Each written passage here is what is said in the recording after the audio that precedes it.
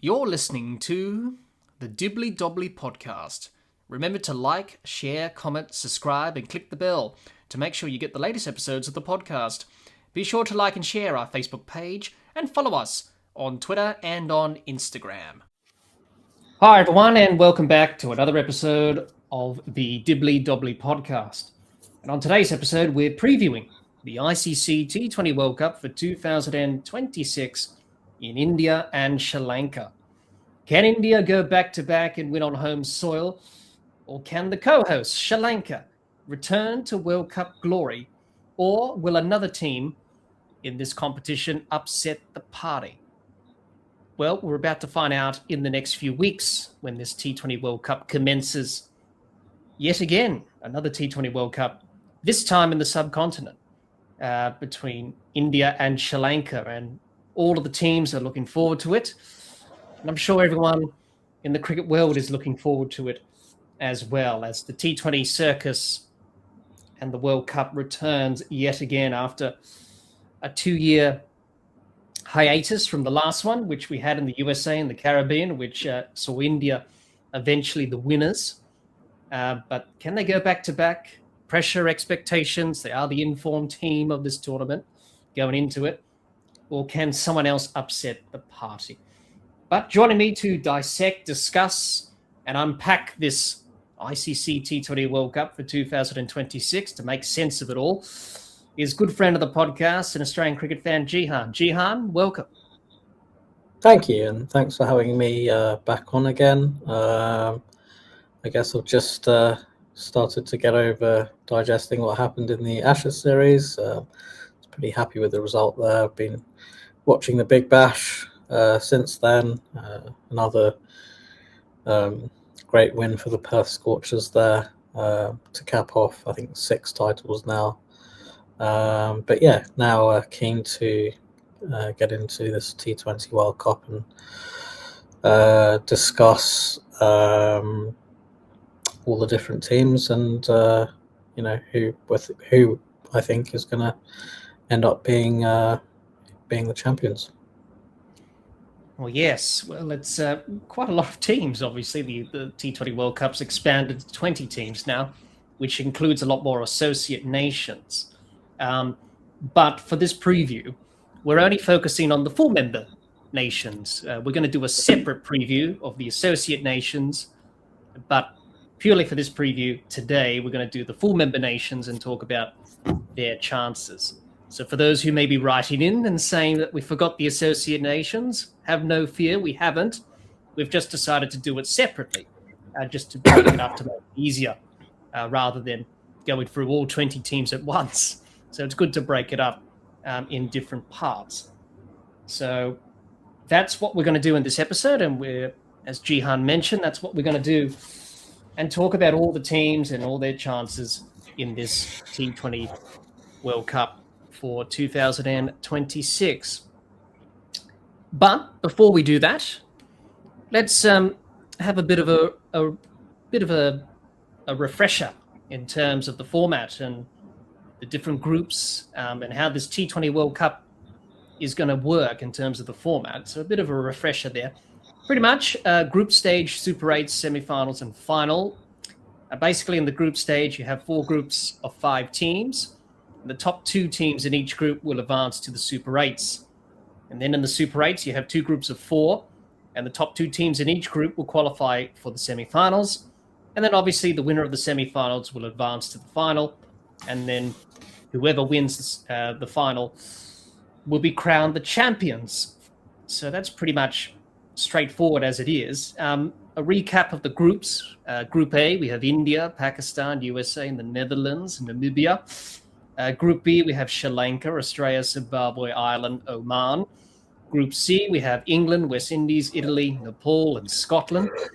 And Group D, we have Afghanistan, New Zealand, South Africa, Canada, and the UAE to wrap it up.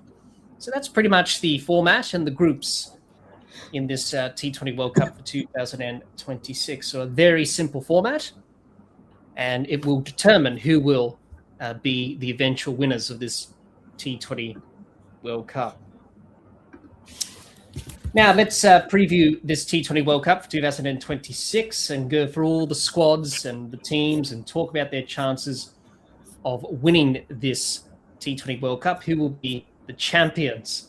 As I mentioned in the intro, we're purely focusing on the full member nations for this preview, and we are going to do a separate preview of the associate nations. So we're just purely focusing on the full member nations for this preview. A separate one for the associate nations will come out shortly on the YouTube channel for the podcast. But let's kick it off, Jihan, and start with Group A, which has India, Pakistan, USA, the Netherlands, and Namibia. And let's talk about India, first of all, the host nation. First time they're hosting the T20 World Cup since 2016, but in 2021 they were meant to host it, but it was moved to the UAE and Oman for that edition. So for the first time since 2016, they hosted a T20 World Cup. They are two-time champions, 2007, 2024. They were the champions 2 years ago. They come into this T20 World Cup as favourites, and especially in home conditions, they are most likely going to be the favourites, that's for sure. A pretty good squad that they've announced. They look pretty strong. Probably their T20 World Cup to lose. But as we saw in the 50-over World Cup 3 years ago, it was their tournament to lose, and they lost it in the final against Australia. They were undefeated throughout the tournament, made it to the final, and lost it against Australia. Will that happen again in 2026 for this T20 World Cup? Or will they be able to overcome that and deliver when the pressure is on? So, Jihan, India's T20 World Cup to lose, really, is it? Or do you think, another team could possibly challenge? But they are coming into this tournament as very strong favourites. Yeah, I think they are the favourites. Home conditions. Their record since they won the last World Cup has been really, really good, to be honest. I was having a look at it earlier, and they've won every series they played in since then. So they've won 8 series as well as the Asia Cup, and they haven't lost any or haven't drawn any. So that's a pretty good record to have. So I think they're the favourites.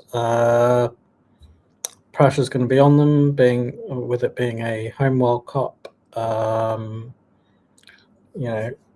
And I think, it's not to say that there's other teams that could challenge them, particularly towards the back end of the tournament. But yeah, I think for me, they're going to be the favourites. Yeah, definitely they are. They are pretty strong. Obviously, no Virat Kohli, Rohit Sharma. They've retired from T20 internationals. But even without them, they have the depth in both batting and bowling to compensate for that. And obviously, IPL experience. A lot of these players have played in the IPL and done well. So that helps. And obviously, that's the advantage that India have it against any other teams around the world. Now, you were in the Caribbean and the USA for that T20 World Cup 2 years ago, Jihan. And you saw India up close because you watched the match that they played against Australia in the Super 8s, which they won comfortably in the end there. Do you think this tournament's going to follow a similar pattern to 2 years ago for them? Undefeated throughout the group stage, Super 8s, and then eventually semi-finals and final? I think they'll get to the final. But I think the team they play in the final is going to challenge them. South Africa did challenge them in that final, but they ended up messing it up when they had the game won, which is not unusual for South Africa. But I think India will get to the final, and the second best team in the tournament will also join them there, and and then it will just be down to what happens on the day. But I don't think you could say that they're definitely going to win it, because anything could happen on the day. Certain teams, as they're getting towards the back end of the tournament, could bring out their A game, which could topple India in the final. So, yeah, I think my prediction is India get to the final and lose in the final. Hopefully against Australia, but it could be against another team as well. Yes, no, they are definitely the favourites to take out the whole thing. It could be a similar pattern to what happened 2 years ago in the Caribbean and the USA, where they were able to win the final against South Africa, which South Africa had the game in their grasp, but unfortunately they couldn't finish off the job. And India, in the end, were probably the best team in that tournament, regardless of what happened anyway. So, they should be able to do well in home conditions. Obviously, they play all their games at home, except for the game against Pakistan, and that's going to be in Sri Lanka. But you would think they're still going to be pretty comfortable over there as well. Sri Lanka and India, very similar conditions. But they are definitely the favourites to win. And you just have a look at their squad. Their batting and bowling is pretty packed. They've got the ingredients there for success in this tournament, and they should be able to make it through to the Super 8s and then eventually to the semi-finals and the final. But anything can happen in knockouts, and we've seen that over the years where teams have done well up front, but when it comes to the business end of the tournament, they tend to struggle, and that's what we saw from India in that 2023 World Cup when they lost the final to Australia. But definitely a squad that is going to challenge everyone in this tournament and see what they can do. But we have seen, Jihan, once they have won the T20 World Cup 2 years ago, they've been pretty good in ICC events. India, they had a bit of a thing there where they couldn't get the job done, and the last ICC tournament they won was the Champions Trophy back in 2013. But since winning the T20 World Cup 2 years ago, and then they won the Champions Trophy last year, it's opened the floodgates, and all of that pressure has gone really in the ICC events. They finally flicked the switch after years of disappointment. Well, yeah, I mean that's definitely true to an extent. I think, if I'm really honest, I think South Africa gifted them that final in the Caribbean 2 years ago, and yeah, they played well to win the Champions Trophy. They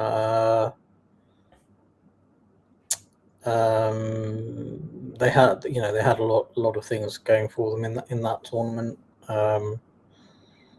And they were probably reeling a little bit from the fact that they weren't able to win the World Cup. But the Champions Trophy it's an important tournament, but it's not the World Cup. It's a mini World Cup basically. So yeah, they managed to win that in home conditions. A lot of these tournaments have been played in India. Actually, this is one thing I noticed. Even the I think it's the 27 World Cup. That's in South Africa, isn't it? Is that right? Yeah, next year in South Africa, Zimbabwe, and then the one, and then 2031's in India again. So they get a lot more opportunity to have home conditions for these World Cups. But obviously the last one was an achievement for them. But to be honest, going into that Champions Trophy, I just thought all the conditions and everything was in their favour. I thought they were going to win that. So I don't see that as a massive, huge achievement for them. Yeah. Yeah, it did cause some controversy last year in that Champions Trophy, the way that things panned out. But anyway, that's been well documented. We won't go into that. But conditions, Jihan, obviously, we've seen in the IPL some high-scoring pitches over the years, flat pitches. Obviously, India know how to use the conditions very well. Are we going to probably see a high-scoring T20 World Cup? Possibly in India, not so much in Sri Lanka of late, because the pitches have been a bit challenging over there and a bit slow, but more so in India in terms of the Indian side of the tournament. From your perspective, yeah, I think so. Yeah, I mean, that's what I was thinking as well. The pitches even for one-day cricket in India are generally pretty good. They're generally pretty high scoring. The IPL is obviously very high scoring.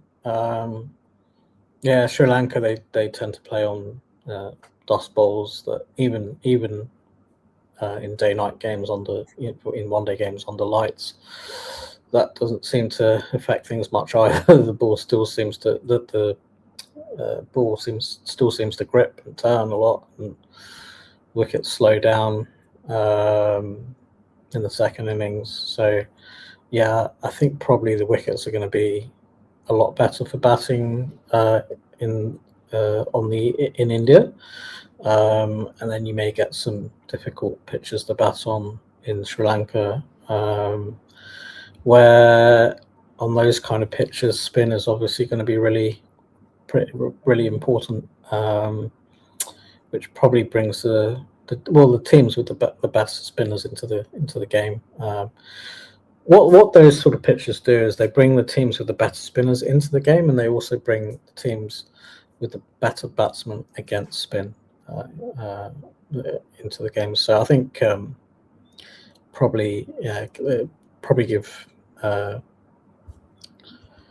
subcontinental teams probably a little bit more of a chance compared to if you're playing the tournament in Australia or South Africa or England, for example.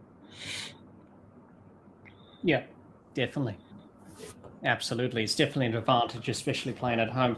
And we shall see what happens there. But just to wrap up about India, yeah, pretty strong favourites. Probably their T20 World Cup to lose, but anything can happen.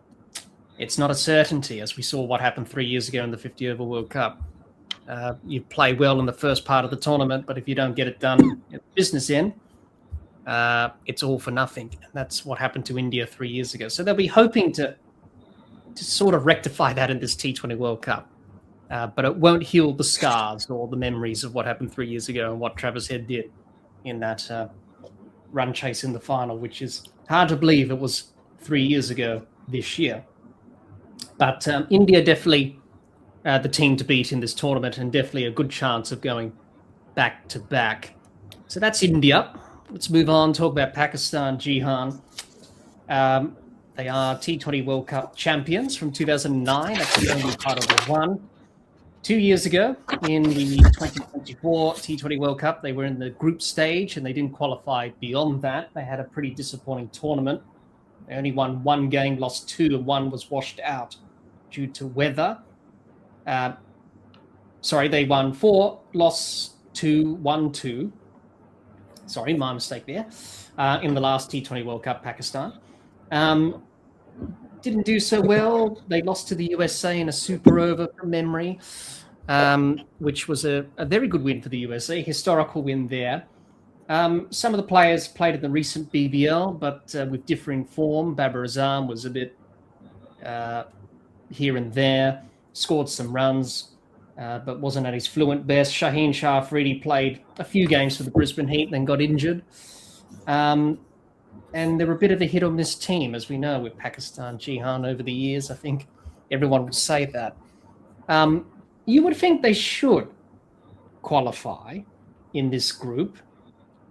You would think on paper they should win against the USA, Netherlands, and Namibia in these conditions in Sri Lanka for their games. But they lost to the USA in that super over. So the memories of that, and obviously it'd be interesting to see what happens there. But it's a different set of conditions because it's in the subcontinent, whereas that game was in the USA. You would think they should qualify. But with Pakistan, nothing's really certain with them, Jihan. Are we going to see a Pakistan that's competitive? Or we're going to see a Pakistan that's going to be a bit of a disappointing Pakistan team? Because the last few ICC events, they've done pretty poorly. Champions Trophy last year, T20 World Cup 2 years ago, and even before that, they haven't really performed in ICC events. And obviously, with the game against the game against India, could be another one-sided contest again potentially. So, your thoughts on Pakistan and how they're going to go in this T20 World Cup, Jihan? I still think they're a dangerous team. particularly in these conditions, they do have some good spinners, who a couple of them bowled quite well against Australia in that first game of the series over there just the other day. So yeah, I think they are going to be a dangerous team on these sort of subcontinental type of pitches. That I can't see them losing to the USA again. Famous last words, probably, but yeah, they just need to get ahead of US, Netherlands, and Namibia to get out of their group, which I think they will. But yeah, I was having a look at their records since the T20 World Cup, and they've won 4 series, they've lost 4 series, and they've drawn 1. So that's pretty 50-50, which is typical for Pakistan when you think about it. They also won a tri-series at home against Sri Lanka and Zimbabwe. So they actually are. I wouldn't say they're in great form, but they're not doing badly. They're in reasonable form. They have got. They've got, obviously we know how good Shaheen Shah Afridi is as a fast bowler, and they've got and Naseem Shah. They've got some good spinners, and probably on these kind of wickets, they've got some good big hitters in the batting lineup as well. So, I think they'll definitely get out the group, and I think they'll make it to the semi-finals. Actually. Yeah. They're one of those teams, aren't they? Pakistan. Well, Pakistan cricket in general. When they're hot, they're hot, and when they're cold, they're very cold and pretty poor. Yeah. So they will need to be at their best. You would think they should qualify, given USA, Netherlands, and Namibia. But even with those teams, they have an opportunity to cause an upset. The USA 2 years ago to Pakistan. The Netherlands have beaten South Africa twice and a couple of ICC events, T20 World Cup in Australia in 2022, and the World Cup in India in 2023 when they defeated South Africa at Dal Mashala. And Namibia can potentially be one of those teams that you shouldn't take lightly either. So just because of those teams in the group doesn't mean it's a certainty to win, but you would think Pakistan should be able to get it done. The danger game is probably against India, and I think for Pakistan, they probably need to win. I know it's probably going to be a bit of a stretch, but if they win against India, that will be a big confidence booster for them, I think.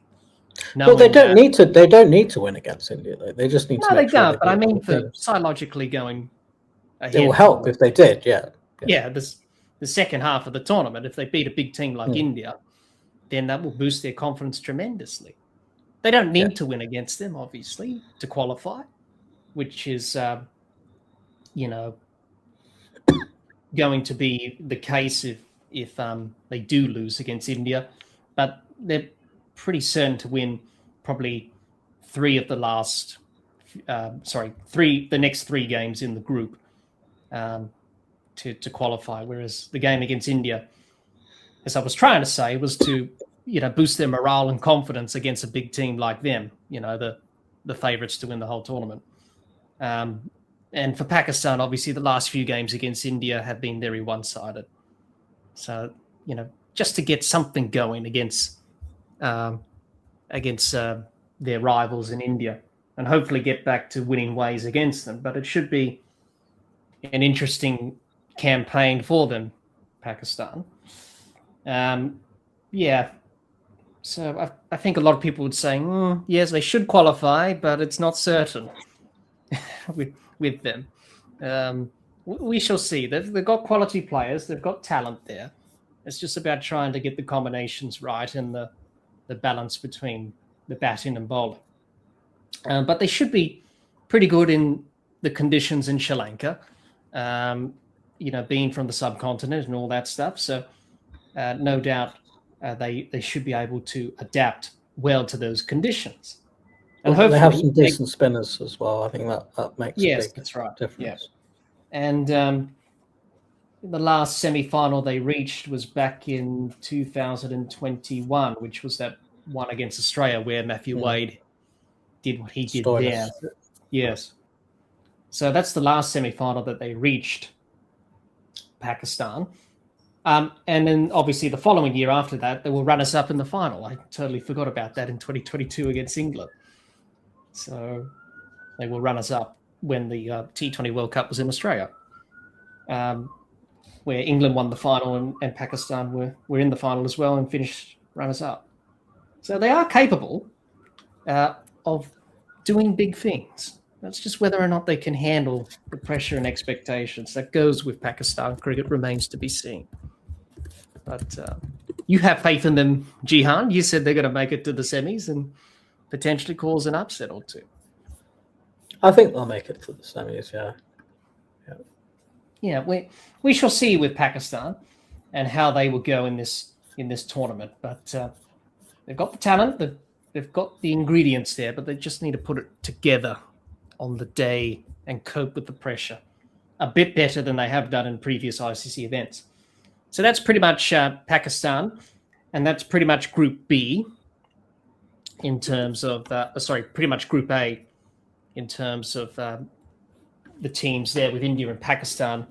We move on and now talk about Group B, and it contains Sri Lanka, Australia, Ireland, Zimbabwe, and Oman.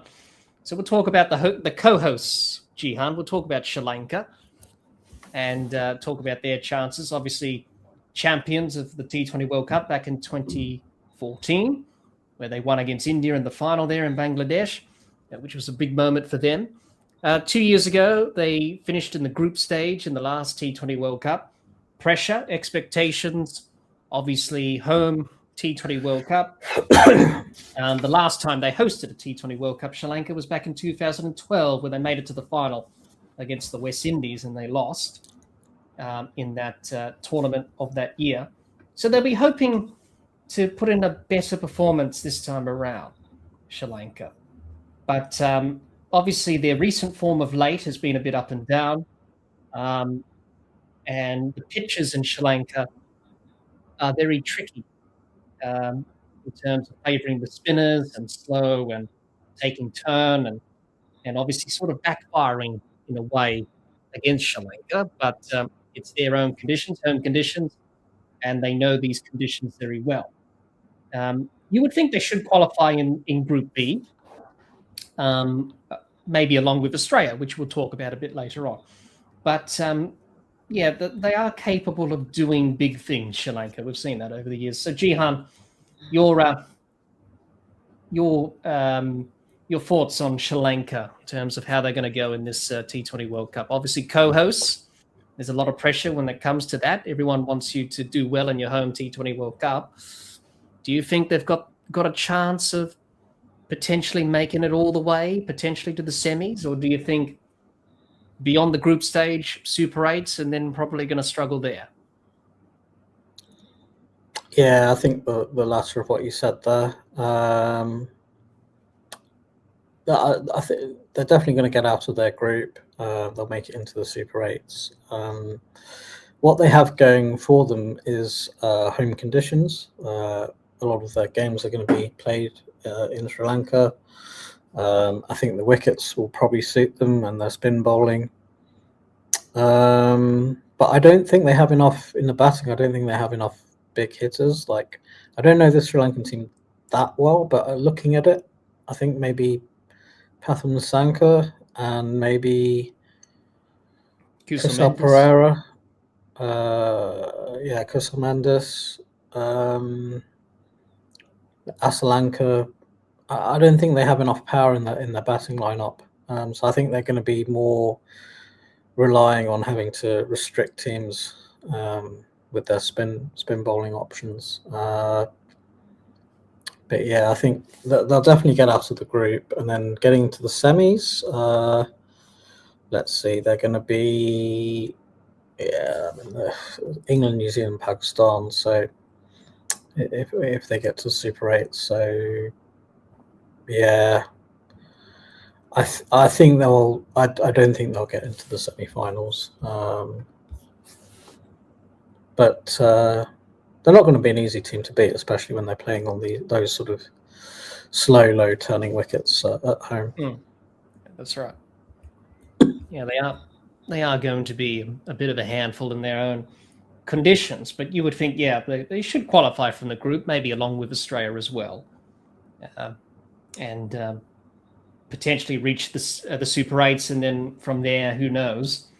You never know. They may prove people wrong, but they have a bit of a knack of doing that, Sri Lanka, when they're the underdogs. We've seen that. 1996 comes to mind when they proved people wrong there. So there are a team that can punch above their weight.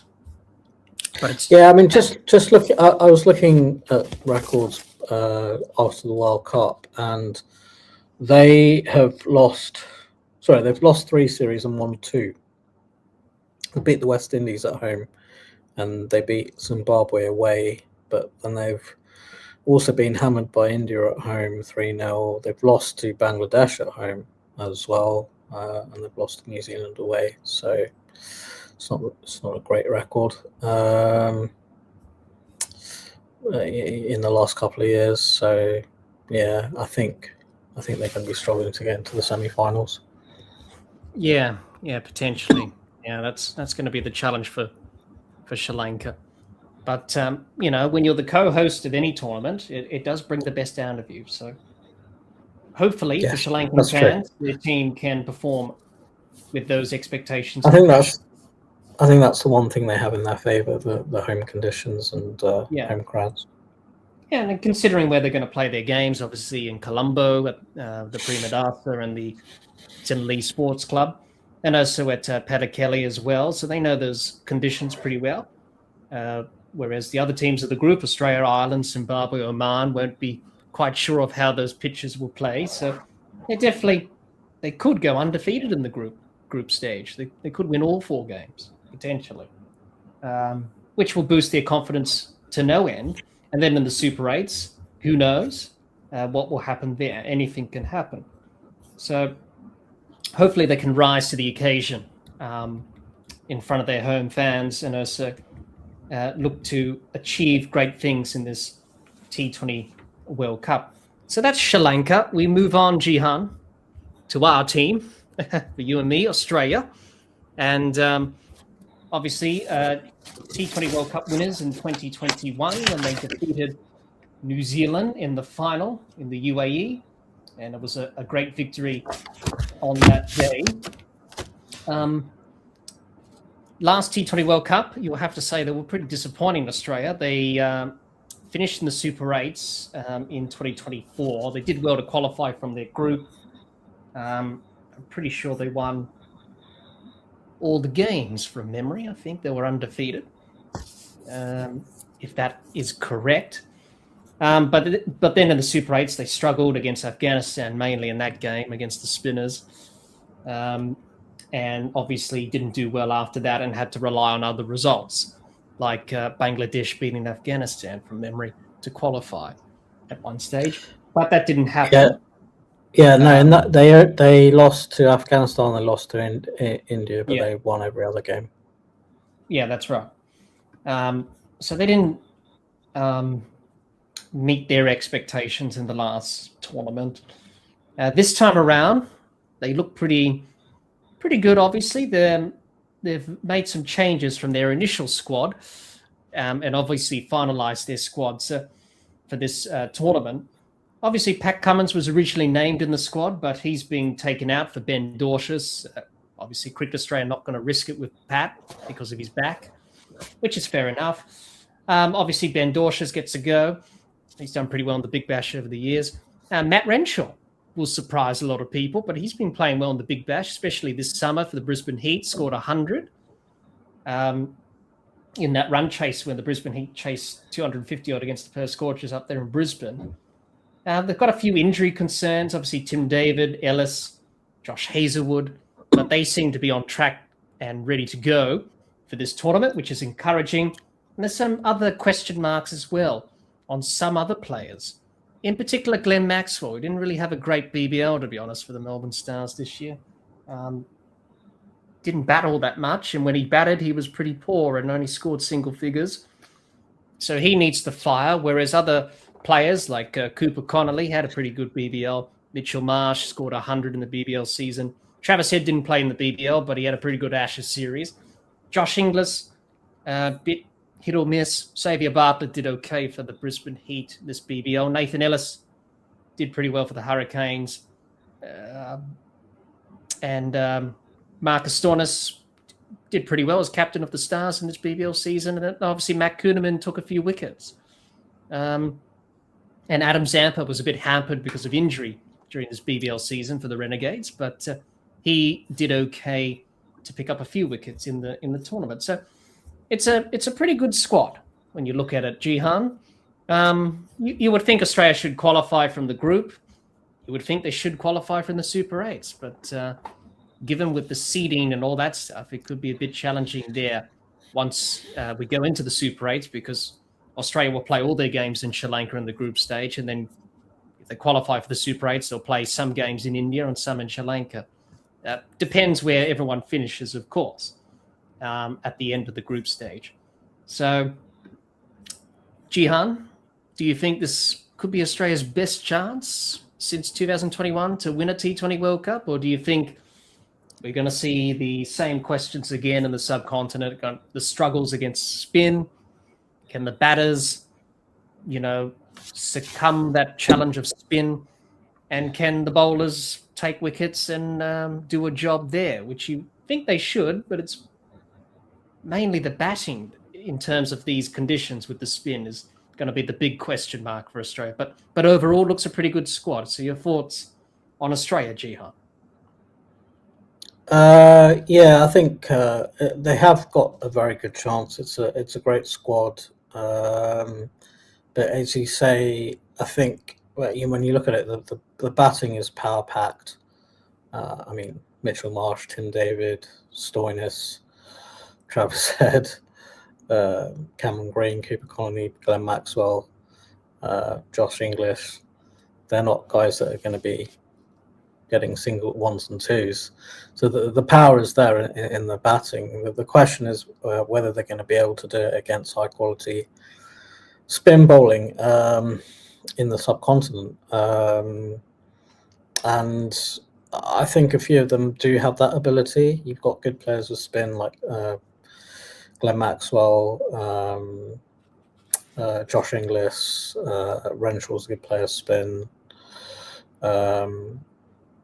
Yeah, and I've heard that apparently Tim David has improved his game against spin as well. But yeah, I think that's where they may potentially come unstuck. The bowling is going to be good. If Josh Hazlewood is fully fit, I think that's going to be he's going to be one of the best bowlers with the new ball. Zampa is going to be key in terms of spin bowling, and then I think if Cooper Connolly can keep his place in the side, I think he's going to be a key bowler as well, because he just bowls. He's difficult to get away. He just bowls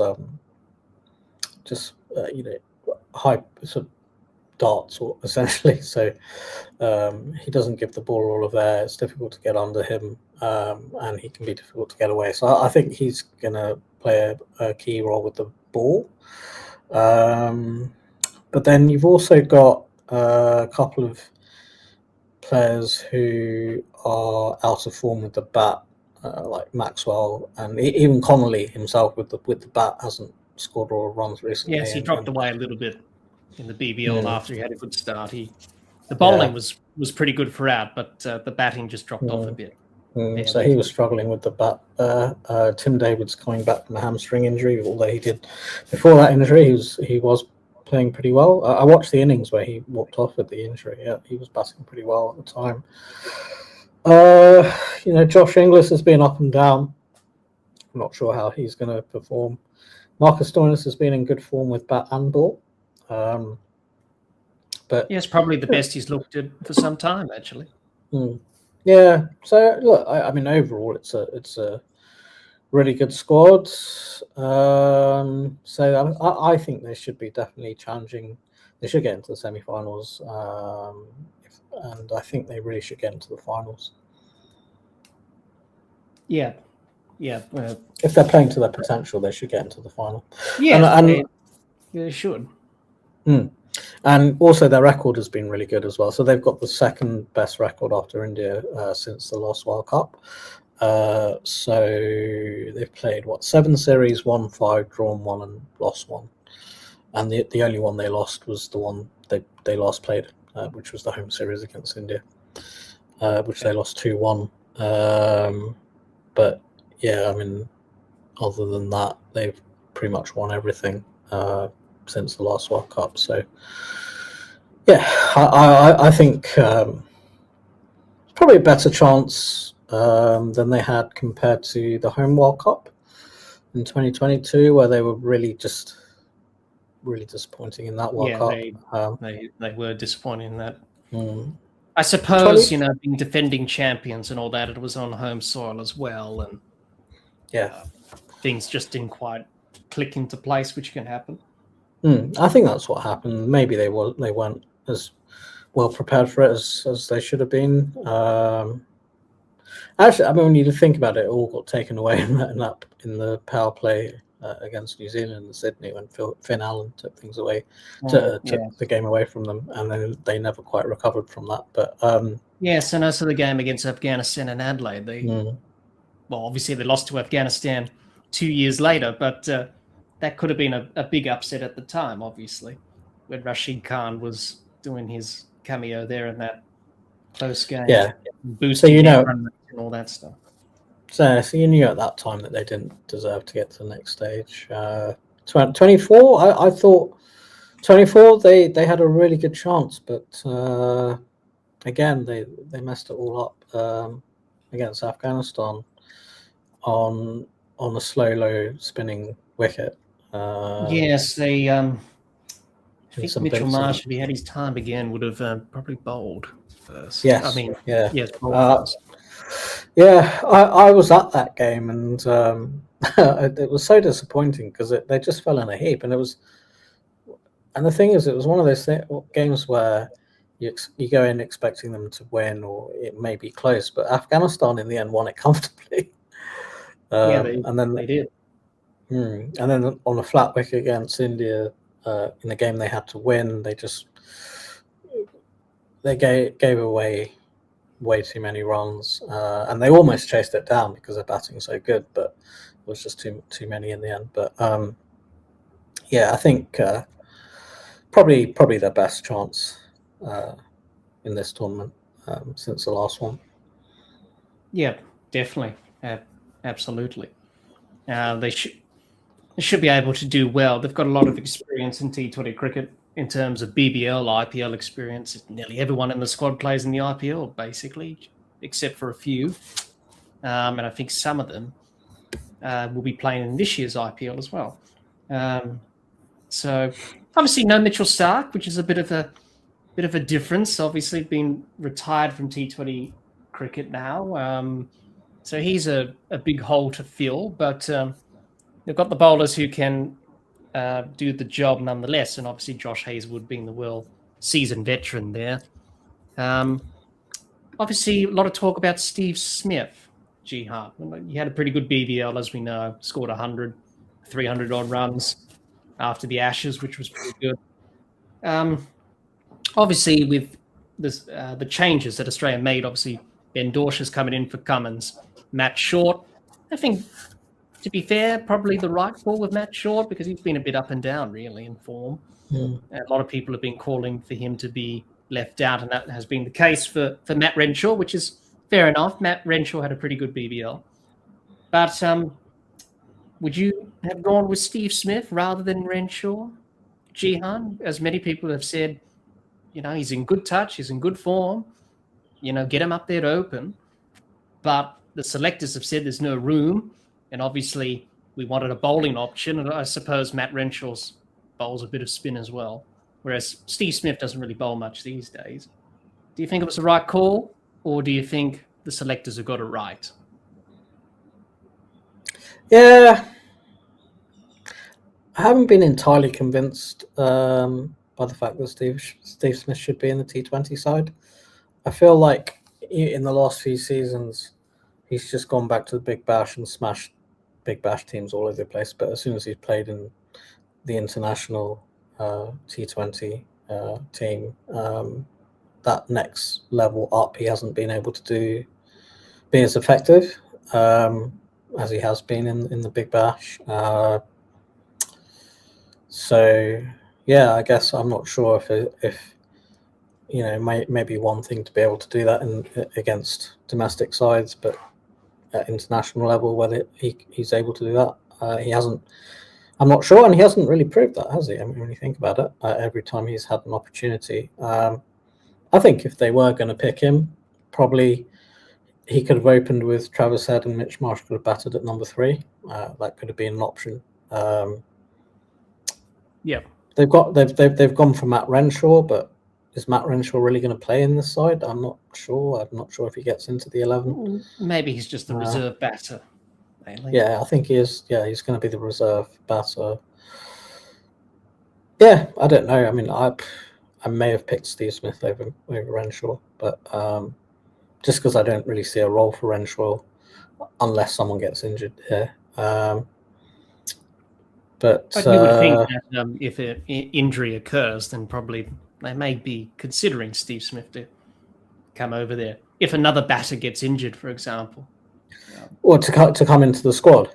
That's what a lot of people but then if he's mention. If he's going to come into the squad, that means he's got to play, right? So you either pick him and, you know, and admit that if Renshaw's being picked, he's going to be the reserve batsman. Yeah. Or Renshaw is playing in the 11, but I don't think he's going to be playing in the 11 anyway. So yeah, I'm not sure that Steve Smith is going to be able to do it on the against other international sides. I mean, I haven't seen him do that before in T20 anyway. I remember he scored a couple of hundreds off 69 balls in ODIs against India a few years ago, but yeah, I mean, there's always an option for him to come in if someone gets injured, but I think also some of it is you have to look to the future a little bit as well. This is the T20 side's an opportunity to give younger players a bit of confidence so that they're more comfortable in international cricket, whether that may mean playing or getting into the ODI side or test matches further down the line. So yeah, I'm undecided. I mean, it could have been an option, but they didn't go for it. So yeah, let's see what Renshaw can do if he plays. Yeah, no, that's fair enough. Some good points there you raised. That's fair enough. Obviously, it's a bit different in BBL compared to international cricket. The level is quite a big drop off there. So I suppose the heat of the moment, emotions, can cloud your judgment in these parts. But he's definitely proved a point, Steve Smith. That's what he wanted to prove. And the Olympics in 2028, he wants to play there. He's made those ambitions clear. But to do that, it has to be in the T20 side. So yeah. But that's the irony, isn't it? Yeah, that's right. So we shall see there with the Steve Smith conundrum. I mean, you could make the same argument for David Warner. Yes. Please, yes. David, come back out of retirement because you're smashing all these BBL teams everywhere. Yes, maybe do with that. That's right. But the squad that they've selected is a pretty good squad. They should be able to compete and do well, unlike what happened 2 years ago. But the big question mark will be about the spin. How do you play that in Sri Lanka, but also in India? And how would you go against the other teams who played in the other groups that played in India, coming up against them, obviously, in the Super 8s when you do battle with them? Because in this group, you would think Australia should finish in the top 2. They may be undefeated. They may only lose one game, possibly against Sri Lanka. Whereas against Ireland, Zimbabwe and Oman, who they played against in the last T20 World Cup, Oman in that group, they should be able to win those games and do well. So we shall wait and see. But definitely Australia's best chance since they won in 2021. That's for sure. So I think what they need to do is they need to get their best players with spin into the middle order. So that's Inglis and Glenn Maxwell. And then what you do is you leave the bigger hitters towards the end of the towards the back end of the innings. So you get Tim David, Stoinis, Cooper Conley coming in later on. So they're not having to face as much against the spin. I think Cooper Conley, I was watching him bat in that first game and playing all his cricket in WA, I think he's really struggling on these slow, low pitches. He was trying to play balls off the back foot, and the ball's not even, not even getting up to halfway up the stump. And he had similar struggles in that one-day series they played in Sri Lanka last year after the Test series. I think he opened in one of those games, and he just could not get the ball off the square. And I think he got one of the longest ducks, like 15-ball duck or something in that game. Yes, he was swinging like a rusty gate in that innings from memory. So I think pretty ugly to watch. Yeah, so you need to get your better players to spin in the middle order, and then you have the bigger hitters down coming in down the end to sort of boost that score. But once they've stabilised that middle part of the innings, I think that I think that's what they should try and do. Yeah, it's definitely something that they would consider, and obviously the approach to the batting, going guns blazing from the get-go. Maybe Australia should probably temper that and play to the situation, which you have to do on the subcontinent, especially on difficult pitches that may turn a lot in Sri Lanka, especially. Because they're playing all their games in Sri Lanka in this group stage, and then obviously in the Super 8s, you'll go into India. So, but they've got experience there. A lot of these players have played in both countries, India and Sri Lanka anyway, so they should be all right. It's just putting those methods into practice. But as we know with Australia, Jihan, in tournaments, you can't rule them out. So that they're always going to be at the business end, that's for sure. And it's probably going to be the same in 2026. So we shall see what happens with Australia in this T20 World Cup. So that's Australia. We'll move on, Jihan, and talk about Ireland and talk about what they're going to do in this T20 World Cup. They're in their 9th T20 World Cup. Ireland, which is a big achievement. 9 T20 World Cups, 2009, 2010, 2012, 2014, 16, 21, 22, 24, and now 26. They're capable of causing an upset. We've seen that in T20 World Cups and in 50-over World Cups over the year. They are capable of causing upsets. Last T20 World Cup, they finished in the group stage. They basically didn't win a game, really. They lost 3 games, and 1 game was a no result out of the 4. You would think they could potentially struggle in these conditions in India and Sri Lanka, but they've got some players who've got a lot of T20 experience in their lineup, like Paul Sterling, the captain. He's been there for a very long time. So it'd be interesting to see what they can do, Ireland. So your thoughts on Ireland, Jihan? Are they going to have the luck of the Irish on their side? Or is Ireland going to have a bit of a difficult tournament, given the conditions and obviously the other teams in the group that they're in? Yeah, I think they're going to have a bit of a struggle being in a group with Australia and Sri Lanka in home conditions, and then Zimbabwe as well. So that they're the third, probably the third seeded team in that group. So they might come third, or ahead of Zimbabwe. They might beat Zimbabwe, but yeah, I can't see them getting out of the group. In that team, I think the gun players are going to be what's his name? Captain Paul Sterling. I was looking for his name. Paul Sterling. He's a really good attacking player, big hitter. Has a good pull shot. I think they'll be relying on him, and Lorcan Tucker's a good wicket keeper batsman. Mark Adair's good with the ball. But yeah, I think they'll probably be able to entertain a little bit, but they're going to be struggling. I'm just looking at what they've done since the last T20 World Cup.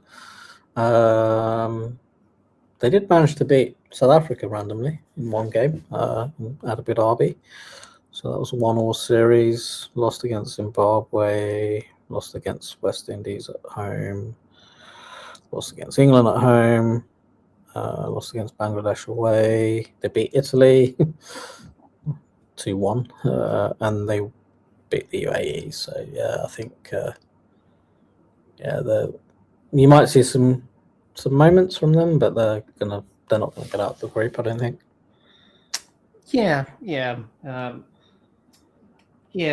I think that's probably going to be the case. But nonetheless, to play 9 T20 World Cups is an achievement in itself, really. When you think about it, from 2009 to now, 2026, is just shows that they're consistent and they qualify or place well in terms of those T20 World Cups over the years. So it's good to see Ireland doing that for so long. But it is going to be a bit of a challenge, as you said, Jihan. These conditions in Sri Lanka and also in India, but Ireland play all their games in Sri Lanka. It's going to be a bit of a different set of conditions for them, but I suppose they've played in these conditions over the years, so they know what to expect. You possibly think they'll probably struggle against Australia and Sri Lanka, Zimbabwe potentially, and then they've got Oman. They may win that game against Oman in the group. But it's going to be tough for Ireland to potentially qualify for the Super 8s. But as you said, Jihan, they're capable of putting on a good show and good performances here and there.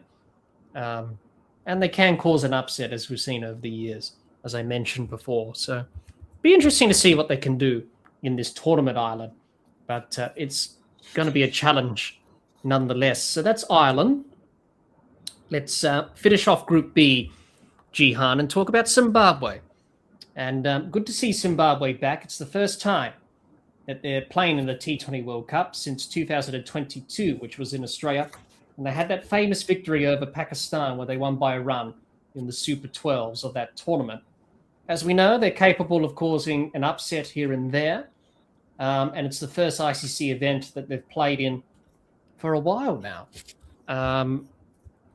So it's good to see them back on the world stage, Zimbabwe. Going to be a challenge, of course, in these conditions in the subcontinent, but they have got some players that are capable of doing some good things. Their captain, Sukhinder Raza, has done pretty well in T20 cricket over the years. They've got players who are accustomed to the format, but going to be a challenge nonetheless to qualify from Group B. They've got some tough opposition there, as we've mentioned. So your thoughts on Zimbabwe, Jihan, and how do you think they're going to go in this T20 World Cup? Yeah, I think they're probably going to come third in this group, aren't they? After Australia and Sri Lanka. I'm just looking at their record since the last World Cup. I don't think they didn't qualify for the last World Cup, did they? Didn't look like no, that. They didn't. They weren't able to qualify from the African qualifiers. They lost one of the games against Uganda, I think, from memory, and that prevented them from qualifying. Whereas this time around, they were able to qualify alongside Namibia and were able to book a place in this T20 World Cup. Yeah, but it's so been just a while looking at since they played in a major tournament. yeah, so Can't just remember looking the at last time they played. I think it's been a while. I know that. well, it would have been the 2022, the one in Australia. Yes, wasn't it? that's right. When they Sorry. beat Pakistan. Yeah. Yeah. But even before that, yeah. I think they had a bit of a drought as well. Yeah, so just looking at their wins here, they beat. So there was a tri-series in Pakistan with Sri Lanka, and they beat them convincingly in one game there.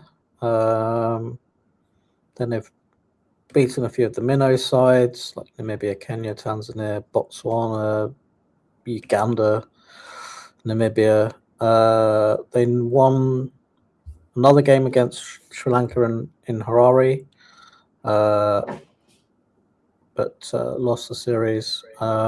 They've beaten Ireland once. They've beaten Afghanistan once. They've beaten Pakistan once at home by 2 wickets. And then a whole load of minnows. They randomly beat India in one game, but got hammered in the rest of that series. That was at home. That was in 2024. Another game against Sri Lanka in January 24 in Sri Lanka. So yeah, I think they've got the potential to maybe cause an upset, but I don't think. I don't think. Oh, I mean, if they had to be able to get through to the next stage, they're going to have to beat either one of Australia or Sri Lanka. I just can't see that happening. Yes. Well, they have beaten Australia before. That was in one-day cricket, be it against them. But T20 cricket's a bit different, especially with the strength that Australia and Sri Lanka have compared to Zimbabwe. It's going to be a difficult challenge. But you would think they'll be competitive against Ireland. They potentially should win that game. Oman, they probably should win that. So they probably should finish third in the group, potentially. If they can perform well. But it's good to see Zimbabwe back at the end of the day. It's good to see them back in a major tournament for the first time in ages. So hopefully they can get some good results in this tournament. And that's what it all comes down to. If they can, put in some good performances here and there, I think that will be a great way to assess their performance in this T20 World Cup come the end of it. But it is going to be a bit of a challenge in this group when you have Australia and Sri Lanka, and you have Ireland and Oman as well. So it'll be a challenge for Zimbabwe, but they're more than capable of causing an upset here and there, as we've seen, especially in the 2022 World Cup, where they defeated Pakistan in Perth, which was a very exciting match from memory. But we shall see what happens to Zimbabwe in this T20 World Cup. So that's Zimbabwe. Let's move on, Jihan, go into Group C and have a look at Group C in terms of the teams there. Obviously, Group C, England, West Indies, Nepal, Italy, and Scotland. But let's talk about England, Jihan. Two-time T20 World Cup winners, 2010, 2022. The last T20 World Cup 2 years ago, they finished in the semi-finals. They didn't qualify for the Super 8, from memory. Obviously, with the game against Scotland, they were struggling a bit there, and then that got washed out. If that didn't get washed out, they looked like probably losing that game potentially. They could have been knocked out pretty early on, England, but they were able to qualify, did okay to reach the semi-finals, but came up against a very good Indian team and lost by 68 runs. They've got a lot of T20 experience, a lot of IPL experience. A lot of these players have played in the subcontinent. Harry Brook is captain. Be interesting to see really what will be his first tournament as a captain of this T20 side for England. So it'll be interesting to see how he will lead the side, given all the pressure and all the things that have happened to him over the last few weeks and months. It'll be interesting to see how he will lead this this England side. A lot of pressure on England in terms of performing well in ICC events. That's mainly in the one-day format, but still in the T20 format, they would like to perform as well. They're capable. They could go all the way to the semi-finals again. Whether or not they'll go beyond that is another question. But they've got players hitting their straps at the right time. They've got power in the batting. They've got some bowling that can prove to be difficult in these conditions, especially with the spin. In terms of Adil Rashid, he'll be the key bowler there in terms of that department. Then you've got Jofra Archer with pace. And then you've got Sam Curran, who's made a bit of a resurgence of late. And then you've got Jamie Overton and Luke Wood and Josh Tongue and Rian Ahmed, who can do their bit there. So, Jihan, your thoughts on England? How do you think they're going to go in this T20 World Cup? Yeah, I think they're probably going to be one of the dark horses. They have got, I think their strength is going to be their bowling. They've got bowlers that are good at restricting runs. So Adil Rashid's good in the middle overs. He also picks up wickets.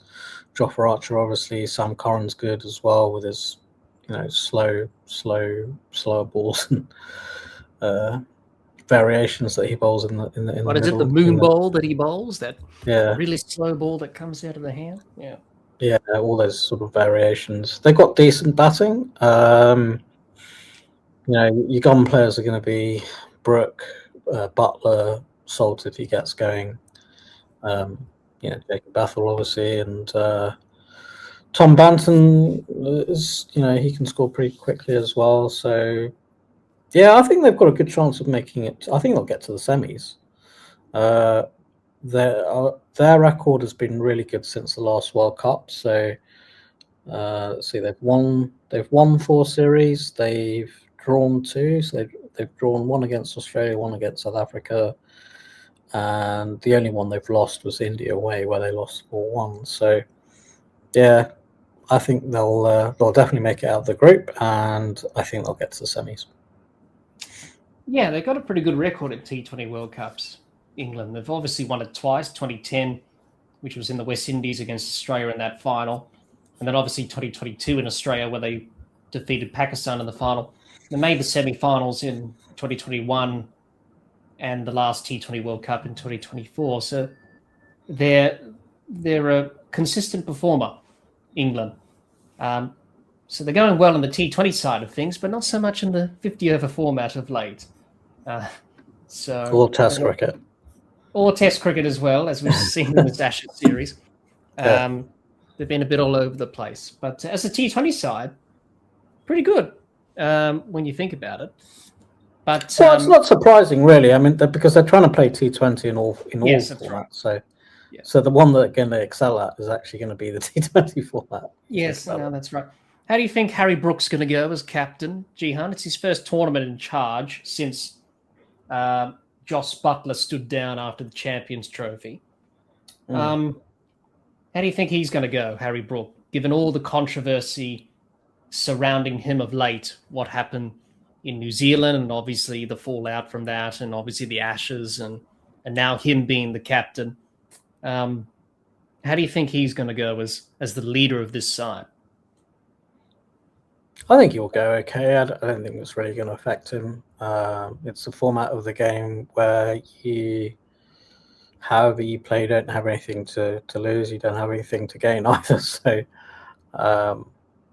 it wouldn't surprise me if he does well and scores runs in this tournament. It also wouldn't surprise me if he doesn't get as many runs as he could do, and England end up losing, but he continues on in the role. So, I don't think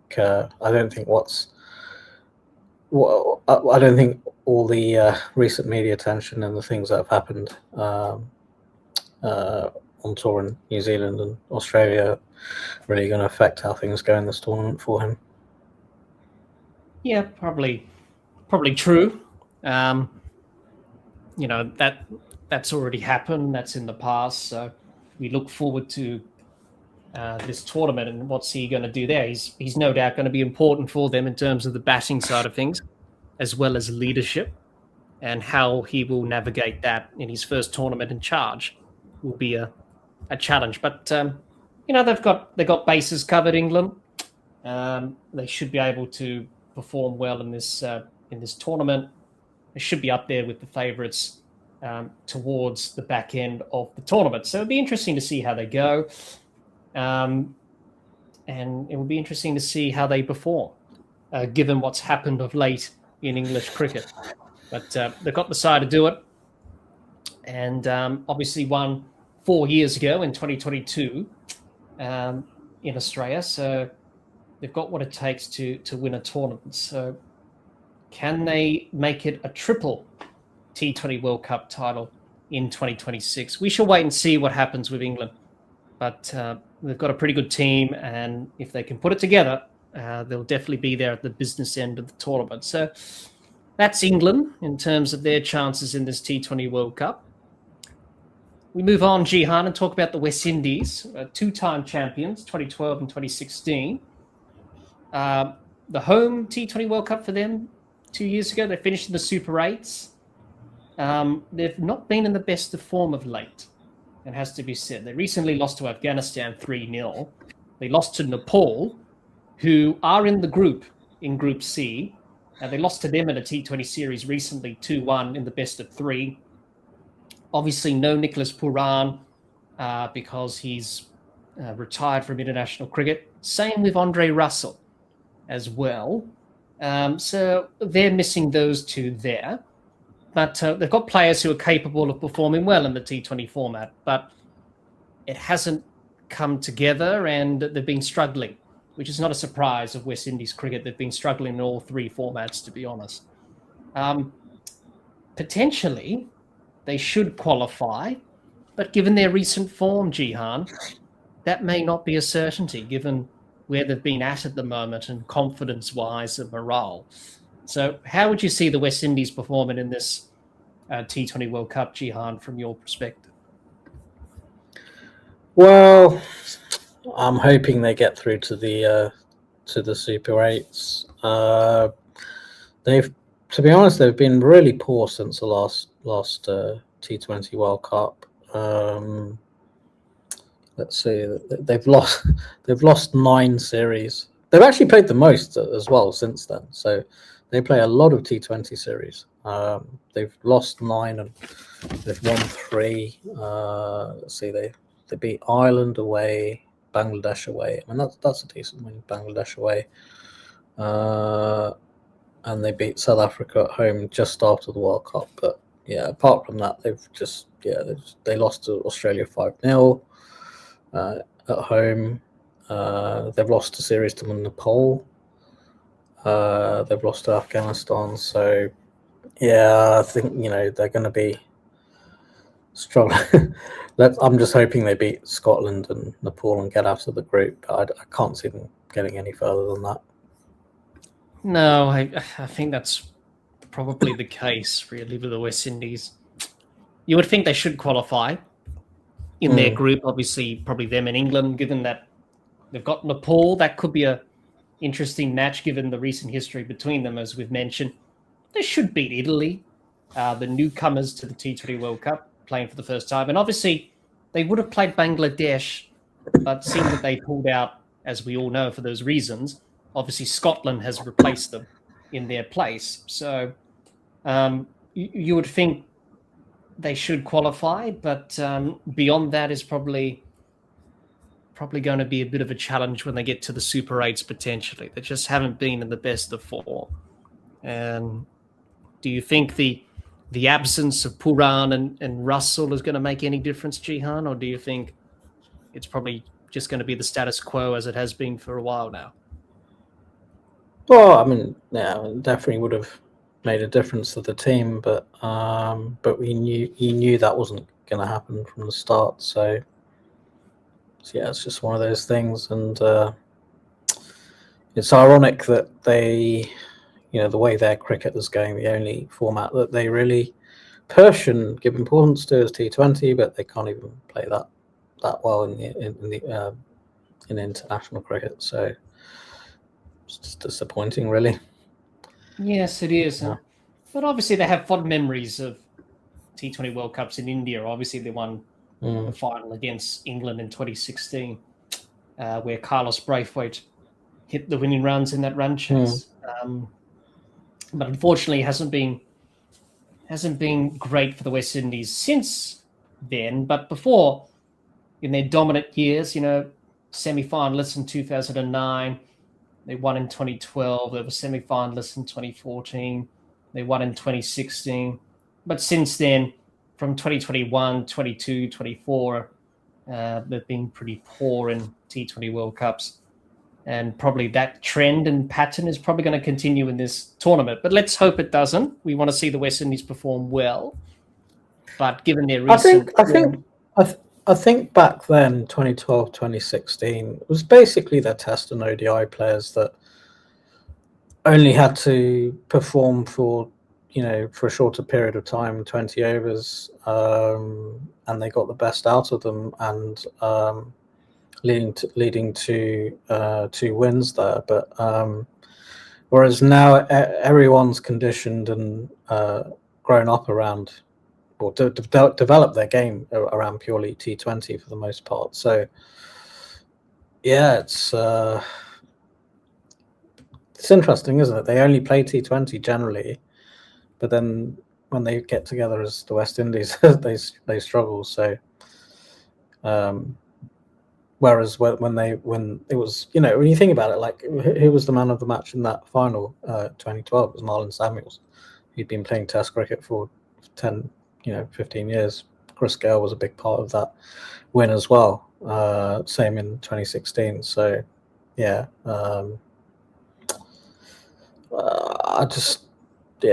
I can't see them doing much more than getting out of the group in this tournament.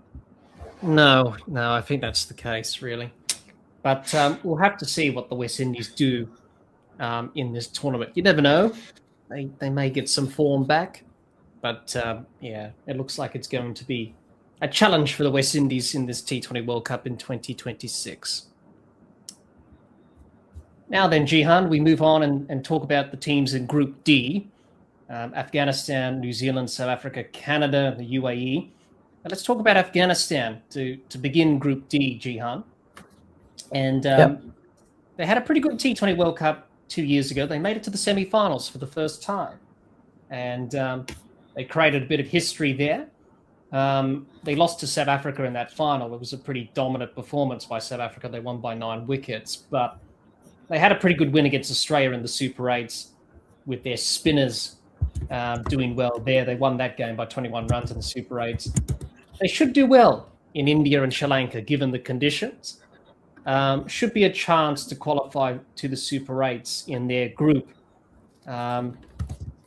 You would think Afghanistan, New Zealand, South Africa, potentially the likely teams to potentially qualify from groups from Group D. But your thoughts on Afghanistan, Jihan? Do you think we're going to see Afghanistan in the semi-finals again, or do you think it's going to be a different outcome this time around? Yeah, it's a hard one to call. I think, because essentially if they are to get through to the semi-finals, they're going to have to knock out either one of New Zealand or South Africa. And probably out of those two, I think it's probably going to be South Africa that they're more likely to push aside. And in these kind of conditions, the slow, low turning wickets with all those spinners they have, and they're decent players to spin as well. There's always going to be a chance. So I still think New Zealand and South Africa will probably just about overpower them to get into the next stage, into the Super 8s. But yeah, I think out of all the so-called minnow sides, I think they're the ones they're the team that are the most likely to get to the Super 8s. Yeah. Yeah, you would think so. We can't call them associates anymore, Jihan. They're full members now. We can't call them mininos. That Yeah, term. that's why I said so-called minnows. Yes, that's right. But no, they're not the underdogs anymore. Afghanistan. They've really improved. Obviously, we've seen that in the 50-over World Cup as well 3 years ago in India, where they won against England and they nearly pulled off that victory against Australia. But if it wasn't for Glenn Maxwell on one leg, or basically no legs, making that extraordinary double century, it would have been a historic win there. But they're more than capable of succeeding. They've got a lot of players who have done well in T20 cricket all around the world, really. And I suppose, really, the two formats that they play a lot is obviously T20 cricket and 50-over cricket. They don't play much Test cricket, as we know. But that T20 experience has put them in good stead. Rashid Khan, especially over the years, has done well. He's probably going to be the key for them in terms of the spin department. You've got Noor Ahmed, Mujib Rahman as well. Mohammad Nami, the senior statesman of this Afghanistan side. I think he's 40 now. So he's been there for a very long time. But they've got a team that's more than capable of doing well in these conditions in India and Sri Lanka. Obviously, for Afghanistan, they pretty much play all their games in India. So they should be able to push for qualification. It depends what happens against New Zealand and South Africa. You would think they should beat Canada and the UAE. It's just either New Zealand or South Africa is probably going to be the two games where they need to win probably at least one of them to qualify potentially and put pressure on the other two teams. It'll be interesting to see what they can do, Afghanistan, in this T20 World Cup. Let's talk about New Zealand, Jihan, and talk about how they're going to go in this T20 World Cup. 2 years ago, they finished in the group stage. They won 2 and lost 2. They struggled in that T20 World Cup 2 years ago in New Zealand. They weren't at their best. And they've been struggling of late in T20 cricket as well. But I suppose they have some players who've played in the BBL. They've done pretty well. Finn Allen for the Perth Scorchers scored 100, hit the most sixes in the BBL season. I think he was leading run scorer as well. Tim Seifert for the Renegades scored 100 and scored some runs. But they've got a team that's capable, full of T20 experience, IPL experience as well.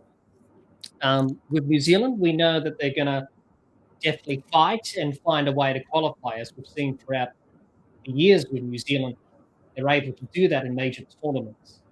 No Kane Williamson in the squad. I'm pretty sure he's retired from T20 cricket, I think. Kane Williamson? I think he has.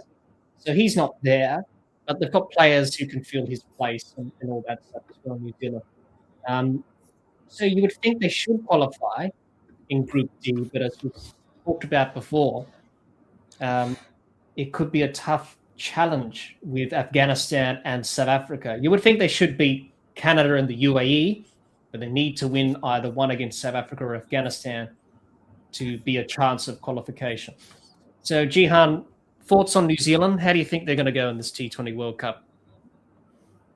Yeah, I think that's a really good squad that they have. Some power in the batting there. Finn Allen, Devon Conway, Michael Bracewell, Darryl Mitchell, Jimmy Neesham down the end, Elton, Glenn Phillips as well, obviously. And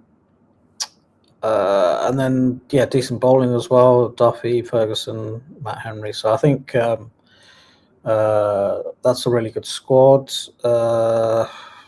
Spinners,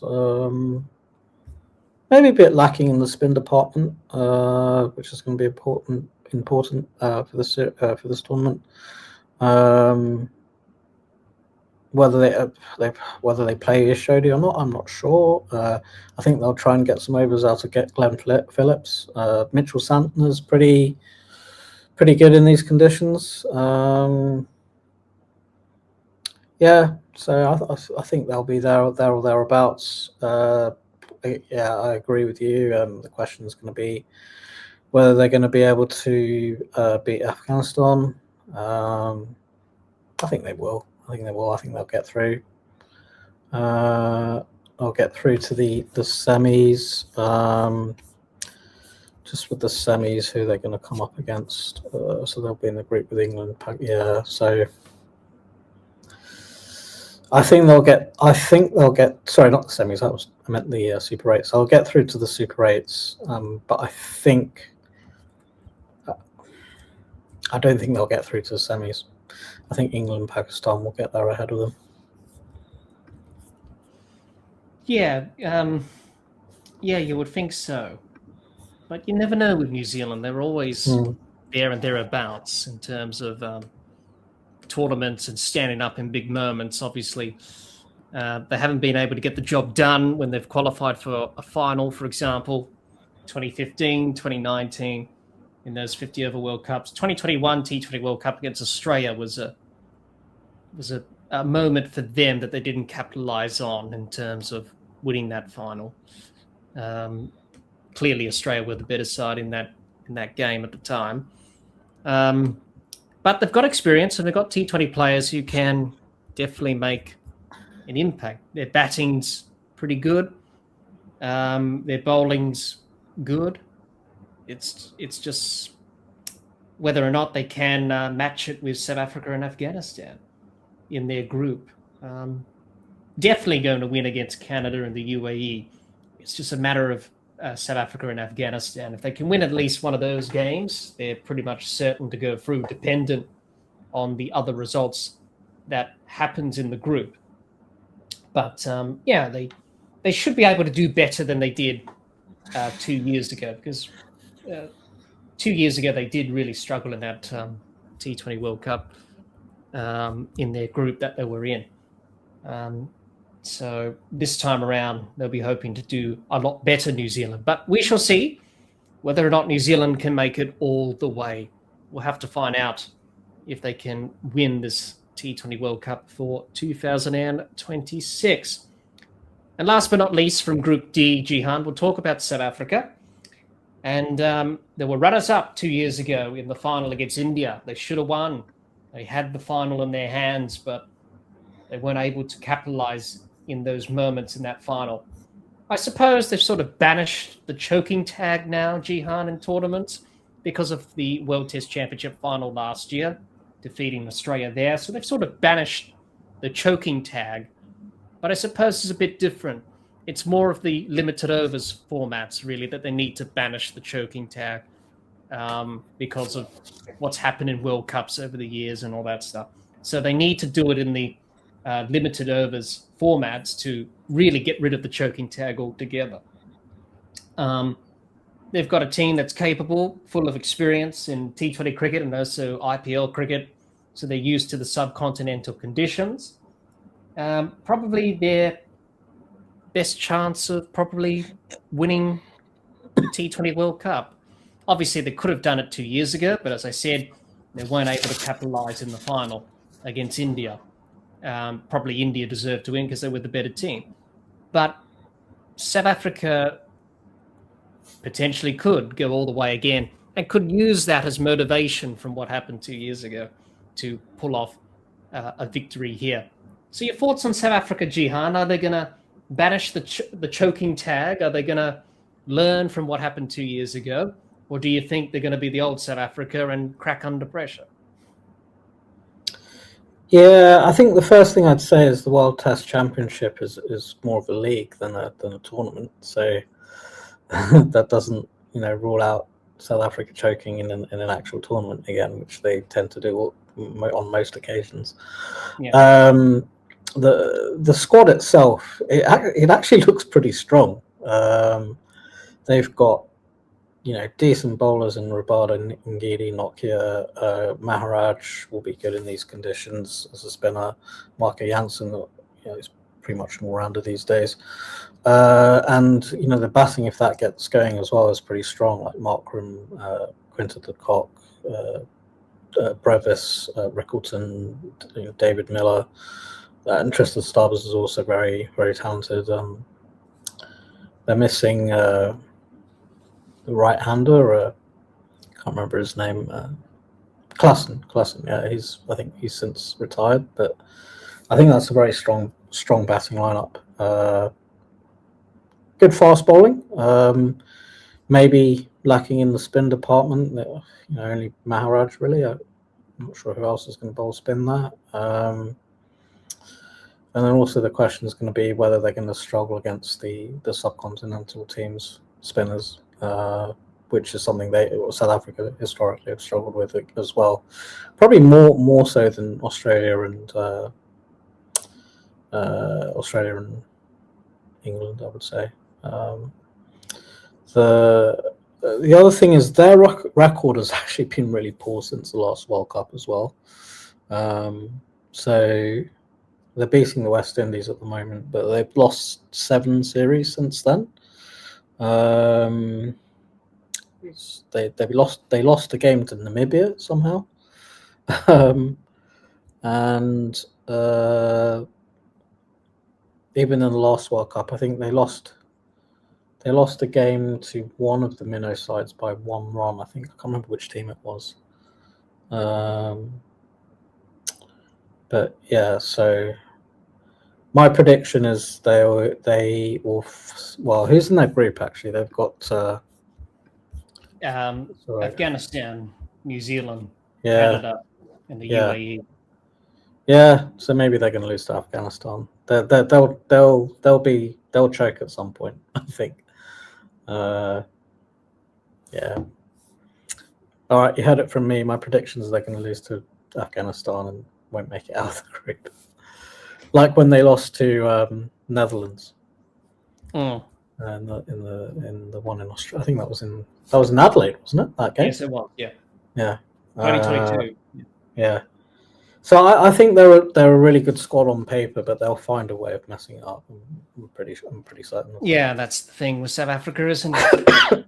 It's the pressure and it's the sort of stigma that comes with world tournaments, I suppose.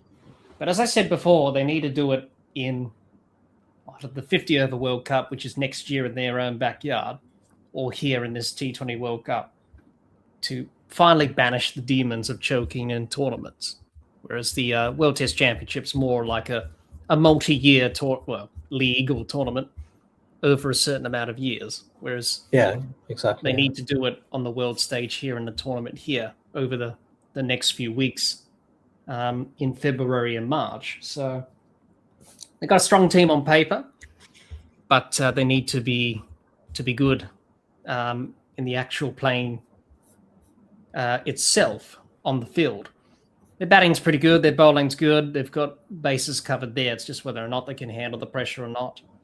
But I suppose, when after what happened last year in the World Test Championship, sort of that can spur them on. And what happened 2 years ago as well, where they came so close.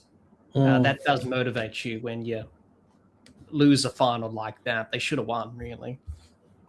But India were able to bounce back, as they always do. I think that's one of the worst chokes I've ever seen. I know they've got form for pretty bad choking episodes, but that one was when you're chasing a high score in a T20 and you've narrowed it down to 6 and over from the last 4 overs with 6 wickets in hand, and then you still manage to mess it up. Yeah, I mean, it's got to be up there for their worst choke. Obviously, the worst one was the '99 World Cup final. Was it Edgbaston or Headingley? No, Edgbaston, wasn't it? Edgbaston, yeah. That's probably the worst, but this one's going to be up there. I'm pretty sure. Yeah. They've got a number to choose from, so it's hard to rank them. Yes, no, that's right. Yeah, it's probably something you don't want to look back on fondly. But with South Africa, that's often the case. But, they're more than capable. It's just whether or not they can banish those demons of the past. We shall see with South Africa and see how they go in this tournament. But they should be up there in terms of the contenders once we get to the business end of this T20 World Cup. But we shall wait and see what happens with South Africa and see what they can do in this T20 World Cup. Now then, Jihan, let's do our predictions for this T20 World Cup. for 2026. So let's predict who will qualify from the group stage to the Super 8s, and then the teams to qualify for the semi-finals, and who's going to be the leading run scorer, leading wicket taker for the tournament, and the team who's going to win the tournament as well. So we'll start with our group stage predictions, Jihan. Who's going to qualify to the next stage, the Super 8s? So we'll start with your predictions, Jihan. Who do you think is going to qualify from each of the groups, the top 2 teams from each group? We'll start with Group A. Who do you think is going to qualify from Group A? So India and Pakistan from Group A. Yep. Group B. B Australia and Sri Lanka. Group C. England and West Indies. And finally, Group D. New Zealand and Afghanistan. No. New Zealand and South Africa, I reckon. Okay, yeah, they're pretty good predictions here. My predictions: Group A, India and Pakistan; Group B, Sri Lanka, Australia; Group C, England, West Indies; Group D, I went with South Africa, and I went with Afghanistan there. Oh, okay. So you don't think they New could Zealand do would make something, it? given what's happened in the last T20 World Cup for them. But that's who I've gone for to qualify for the Super 8s. Now, our semi-finalist, Jihan. So. Now, people are probably going to write in and say you got the wrong teams and they're in the same group in the Super 8s or whatever. But we don't actually know what's going to happen in terms of the final seedings. That's the thing. So that's why it's a prediction. And anyway, Jihan, let's try and work this out. The teams that you think are going to make it to the semi-finals. All right. So we've got Group 1, which is Australia, India, South Africa, and West Indies. And then you've got Group 2, which is England, New Zealand, Pakistan, and Sri Lanka. Now, for you, Group 2 will be England, Afghanistan, Pakistan, and Sri Lanka, because you don't think New Zealand are going to get through to the Super 8s. But if we look at Group 1, so Australia, India, South Africa, and West Indies, I think for me, Australia and India are the ones that are going to get through to the semi-finals, and South Africa and West Indies will be knocked out. And then from Group 2, I think England and Pakistan are going to get through, and New Zealand and Sri Lanka will be knocked out. Yeah, but I tend to agree with that there. Potentially those teams, as you mentioned, Jihan, will potentially go through to the semis and hopefully for 2 of them go through to the final eventually. I tend to agree with that. We shall see what happens come the semi-finals and what happens at the end of the semi-finals. So those are our semi-final predictions. Now, leading run scorer, leading wicket taker, Jihan, for the tournament. So leading run scorer, we'll start with that. Who do you think is going to top score in terms of the runs in this tournament? So choose. So I'm going to have to pick an Australian player because I'm backing Australia to win this tournament. Well, I'm just hoping they will.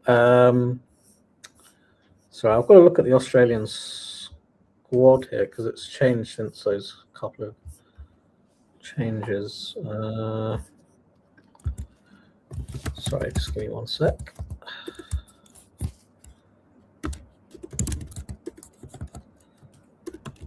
Well, there's quite a few to choose from. You've got Glenn Maxwell, you've got Tim David, you've got Mitchell Marsh, Travis Head, Marcus Stoinis.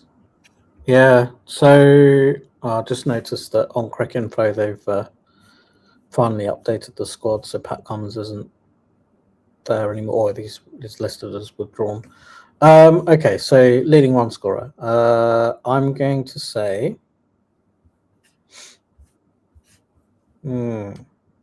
I'm going to say, you know what? I'm going to call on the future. I'm going to say Tim David. That's interesting. Well, he's more than capable of doing it. Well, let's just put it this way. Depends how many games he plays because he's coming back from injury. That's the thing. True.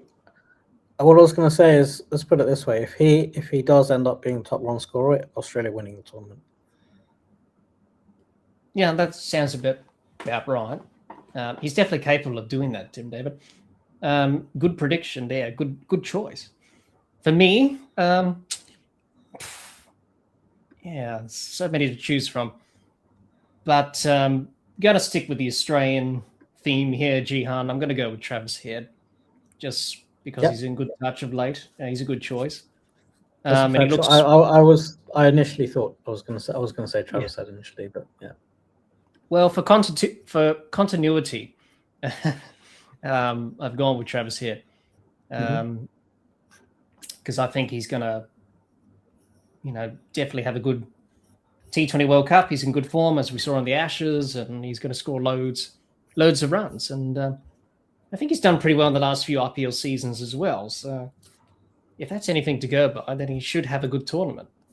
So those are our predictions for the leading run scorer. Leading wicket taker, Jihan, who do you think is going to take the most wickets in this tournament? There's so many bowlers. But given that it's in Sri Lanka and India, the spinners may come into it, but also the seamers and the pacers may have a role to play. So who do you think is going to lead the wicket takers in this tournament?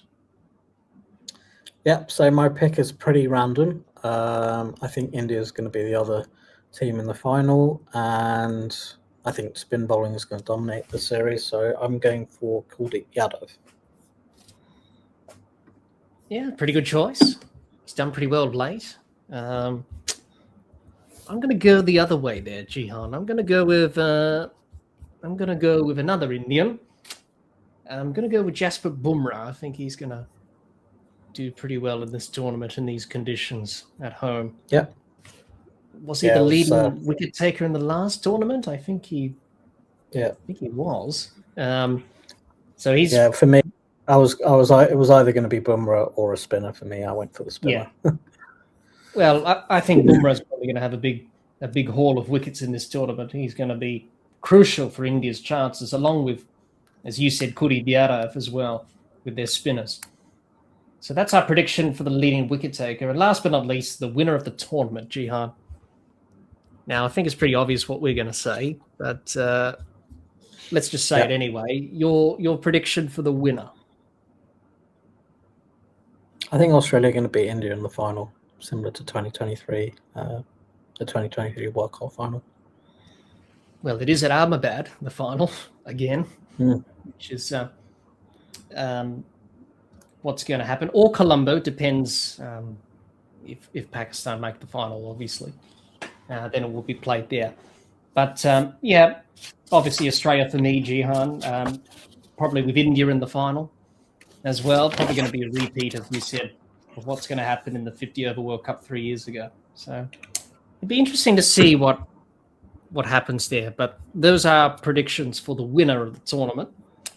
And well, if you go by form since the last World Cup, India number 1, Australia 2, England 3, and New Zealand 4. So yeah, I mean and those are my semi-finalists as well. Yeah, definitely. Well, actually, I think I said Pakistan, actually, didn't I? But that's because of the way that the groups are. So no, actually, England, New Zealand, Pakistan are in the same group. So I think Pakistan will edge New Zealand out just because they're going to have players more suited to the conditions. Yeah, that's fair enough. If you're listening to our ICC T20 World Cup 2026 preview on the Dibbly Dobbly Podcast YouTube channel, let us know in the comments your predictions for the teams to qualify from the group stage to the Super 8s, teams to feature in the semi-finals, and who will win the T20 World Cup for 2026. We would love to hear what you have to say in terms of your predictions for the tournament.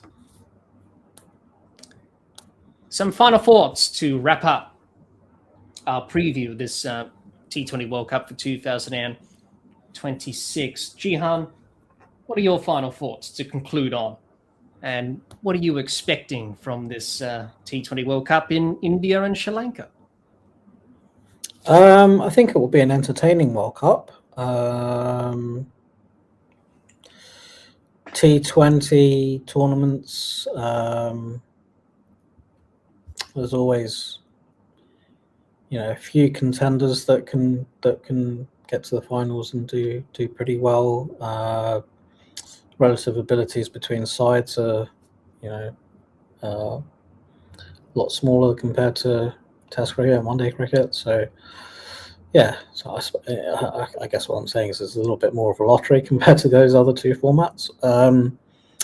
But yeah, I think that is going to make it entertaining and interesting to fans from all countries, or fans of all countries. I think with some of the subcontinental teams, conditions will be more in their favour. They'll be a little bit more used to the conditions. But overall, I think it will be an entertaining tournament. I think it will be a competitive tournament, and yeah, I'm looking forward to it. And honestly, not really sure who's going to win, but probably India have the best chance when you think about it, when you look at it. Yeah, pretty much. Some of my thoughts going into this T20 World Cup. Pretty exciting. I think everyone is, as you are. It's a bit of an interesting sort of tournament. Obviously, who's gonna come out on top? Who's gonna struggle? Who's gonna be challenged? You would think India, probably the team to beat. Can anyone else challenge them? That would be the question. So it'll be interesting to see what happens there. But let's hope we have some good cricket across Sri Lanka and India. It's good to see the T20 World Cup covering all bases of the subcontinent there, with India and Sri Lanka in terms of their in terms of this tournament.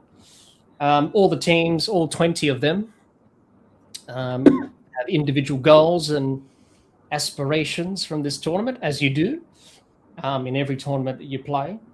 But yeah, let's just hope for some good cricket, some good games, and obviously may the best team win. It's a bit of a lottery, T20 cricket. You don't know who's going to win on the day. It's a bit of a toss of the coin. So I think I have to tend to agree with you, Jihan, that I don't think anyone knows who's going to win, really. But India clear favourites, but that can only mean so much. As we saw what happened in 2023 with India. Favourites to win, they made it to the final and lost against Australia. So it could happen similarly again in 2026. We will have to see. The only thing I'd add to that is I just really hope the pitches are decent. We don't really want to see games being played on really slow, sluggish surfaces that spin excessively. They can be so unlow the ball can spin, but you don't want it to be extreme. You don't want it to be excessive. You want the batsman to be able to score runs freely. So yeah, we'll wait and see what happens. But hopefully the pitches will be decent. Yes, let's hope that is the case. And it's sure to be another exciting T20 World Cup. And let's see what happens in this edition of the tournament, and may the best team win at the end of the day. Thanks everyone for listening to our preview of the ICC T20 World Cup for 2026. If you're watching or listening to this episode of the podcast on our YouTube channel, let us know your thoughts on this ICC T20 World Cup for 2026 in the comments. We'd love to hear what you have to say. The Dibbly Dobbly Podcast has you covered for this ICC T20 World Cup for 2026. Be sure to subscribe to the Dibbly Dobbly Podcast YouTube channel and click the bell so you don't miss out on any episodes from this ICC T20 World Cup for 2026. Also, like and share our Facebook page and follow us on Instagram and Twitter. Thanks, Jihan, for joining me today to preview the ICC T20 World Cup for 2026. It's always great to hear your insights and views on the game. And no doubt we'll be doing that together throughout this tournament as it progresses over the next few weeks and months. Thanks for watching and listening. Until next time, keep safe and Bye for now.